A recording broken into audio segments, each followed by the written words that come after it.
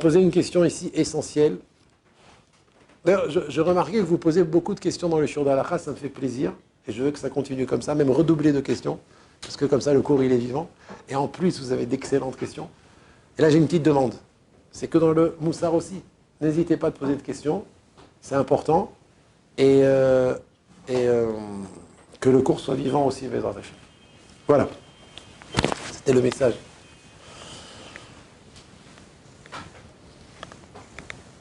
Nous avons, Baruch Hashem, l'honneur, la joie d'être Metsuvim, qu'Akadosh Baruch Hu nous a demandé d'étudier la Torah. Et c'est quelque chose qui s'étudie, qui se prépare. Et l'étude de la Torah en soi. Donc la question que je voudrais traiter aujourd'hui, c'est de quelle manière on se prépare avant d'étudier la Torah. Et, premièrement. Et deuxièmement, quelle doit être notre intention principale lorsqu'on étudie la Torah. Je répète, première question, de quelle manière on se prépare avant d'étudier la Torah? Et deuxièmement, quelle doit être notre intention au moment où on étudie la Torah?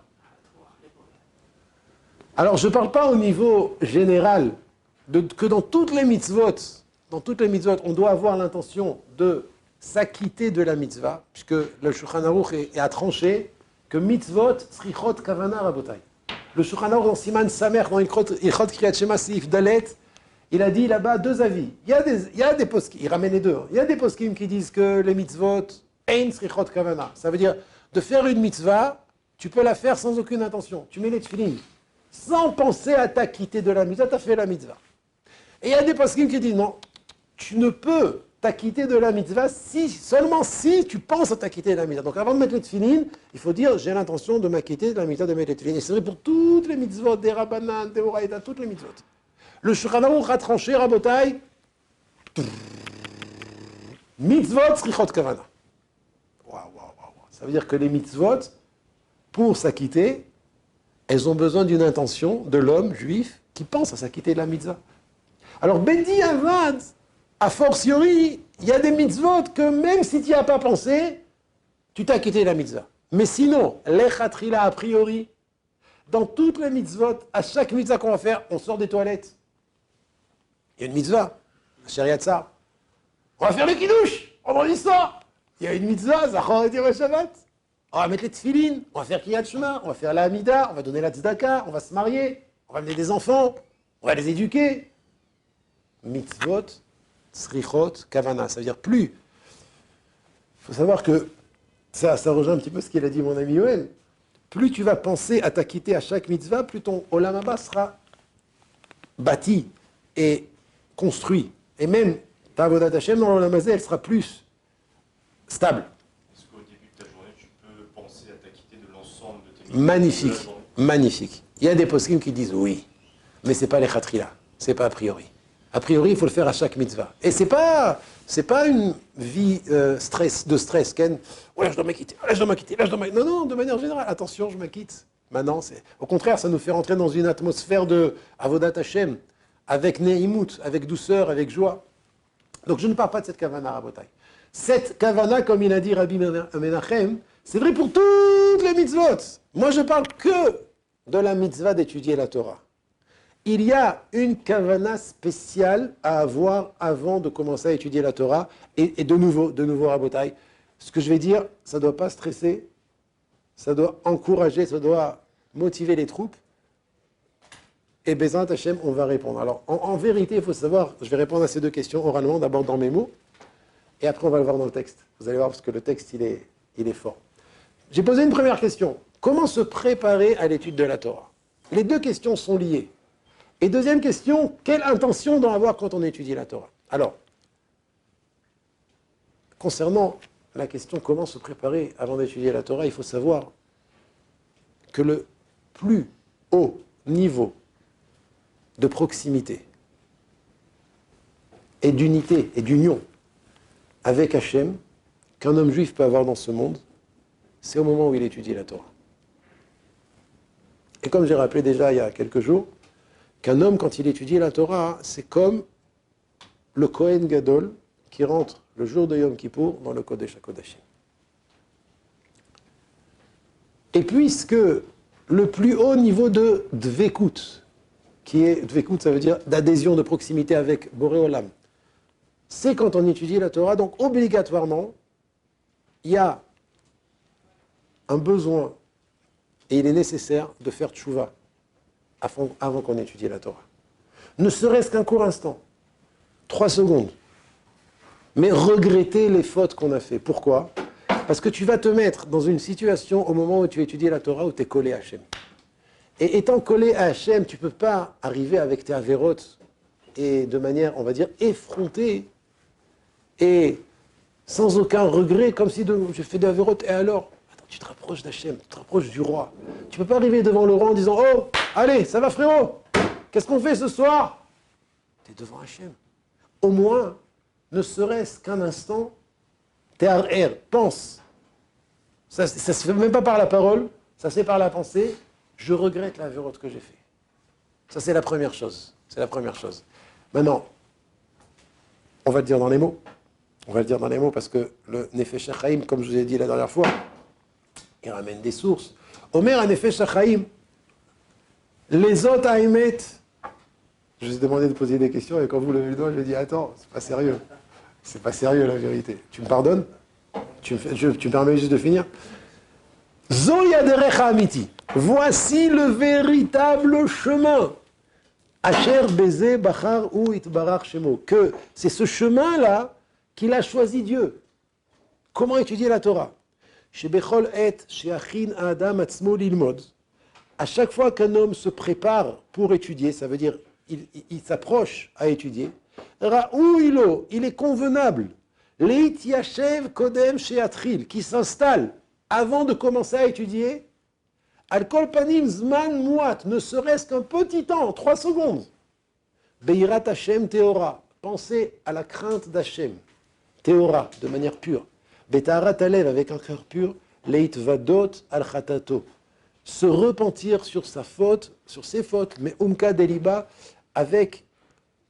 Mais umka deliba, mais omek alev, ça veut dire avec de tout son cœur, de tout son cœur. Kedeshete Torato Kedosha ou Teora. Voilà, ça c'est la première chose. Afin que sa Torah soit sainte et pure. Vous en entendez, Rabotai ?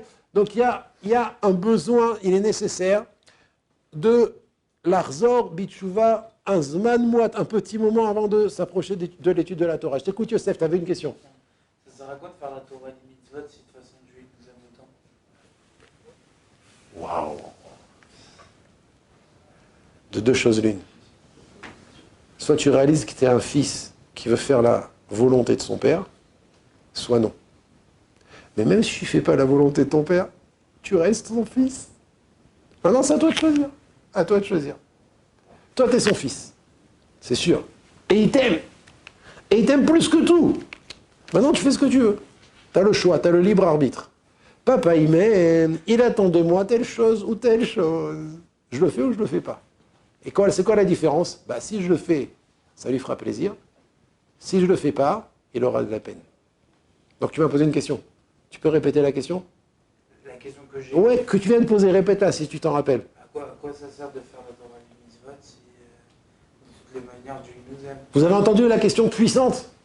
À quoi ça sert de faire la Torah et les mitzvot puisque de toutes les manières Dieu il nous aime ? Et je rajoute dans ce qu'il a dit.